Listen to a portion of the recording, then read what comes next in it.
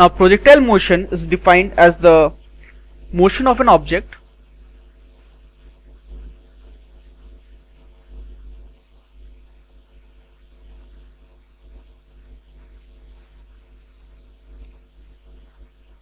under the influence of gravity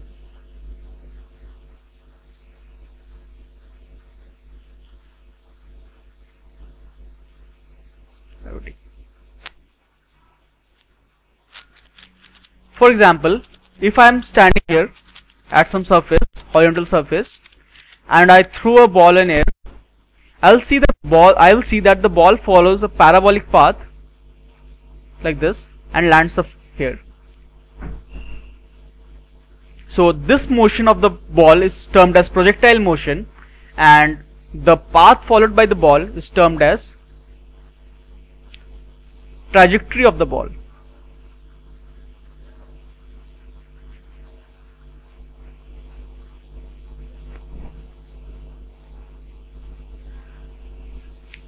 Now, while solving questions on projectile motion, there are few assumptions which we make, and let me tell you the assumptions which we make.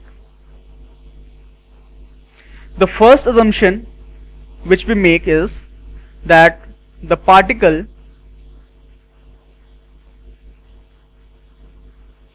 is moving only under the influence of gravity.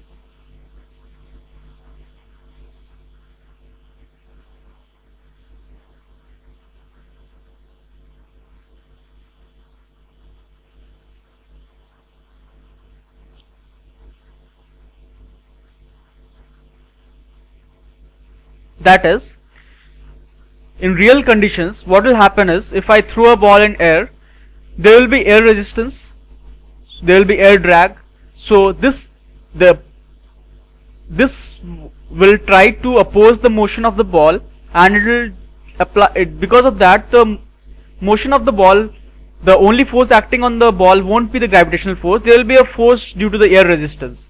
So, but while solving questions on projectile motion, we neglect that. We assume that the air resistance is negligible.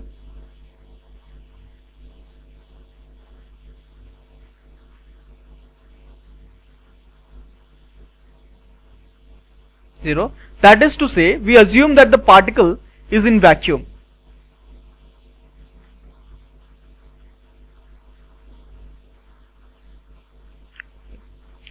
The next assumption which we make is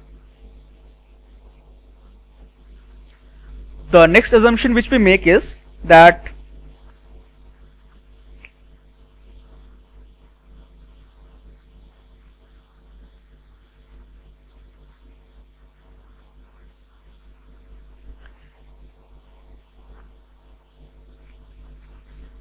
if I have a particle which has been thrown in air, it will follow some parabolic path. The length of the path covered, the horizontal distance covered by the particle, let it be sub capital R. This length R,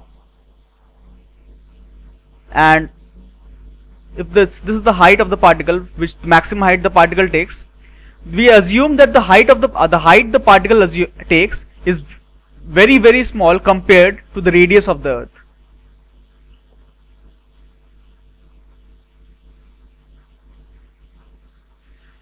The reason for this assumption is, in our problems we'll be assuming that the gravitational force acting on the particle is constant, and the value of the acceleration due to gravity, we'll assume it to be 9.8 meter per second square, or in some cases 10 meter per second square.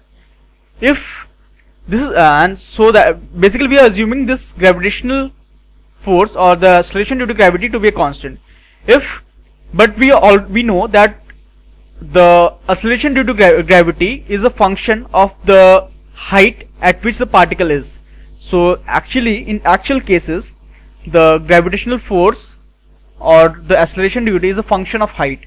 So to nullify that and to assume the gravitational force and acceleration due to gravity to be a constant, we should assume that the height attained by the particle is very less compared to the radius of the Earth, so that in this range, the acceleration due to gravity is constant and is given by 9.8 meter per second square.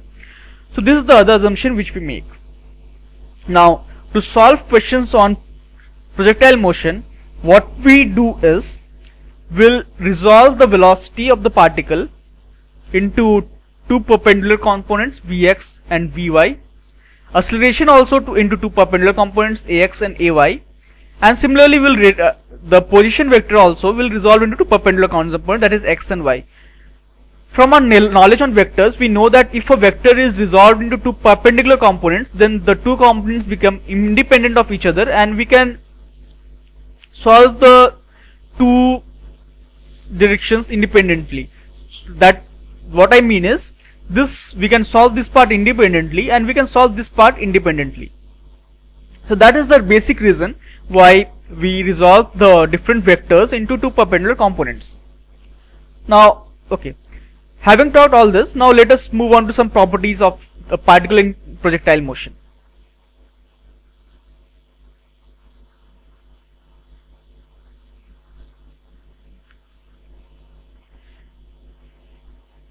Now, the first thing we notice, if a particle is moving in a projectile motion at any instant of time t, the only force acting on the particle is due to the force of gravitation, and the acceleration due to gravitation is given by g. So at any instant, the particle has only a downward force in this direction. So initially, if a particle has a velocity in this direction, that we can resolve into two velocity components in two perpendicular directions, like this and this.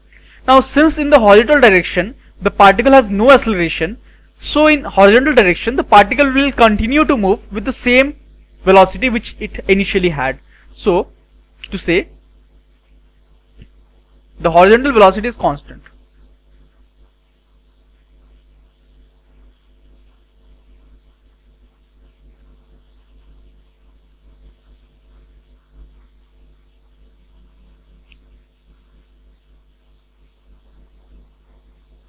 Now the next case is g acting downward throughout the motion.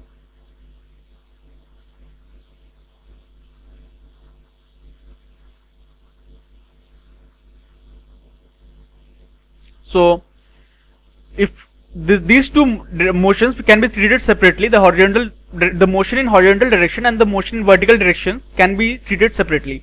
The motion in horizontal direction is a uniform motion,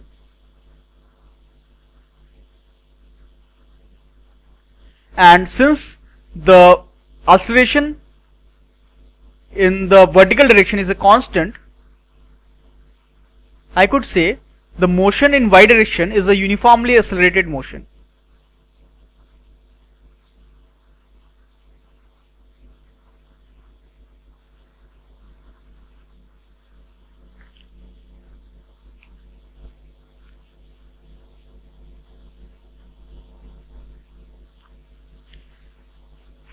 Now let's move on to the details of the projectile motion.